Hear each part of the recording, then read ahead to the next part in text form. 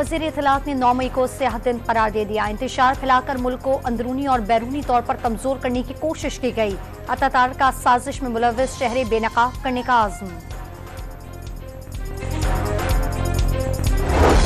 लाहौर में सिविल अदालतों की मुंतकली और दहशतगर्दी मुकदमात के इंदराज पर वकला का पारा हाई। GPO चौक पर एहतजाज के दौरान पुलिस से तसादुम, पथराव से कई अहलकार जख्मी, मुतादिद वकला गिरफ्तार।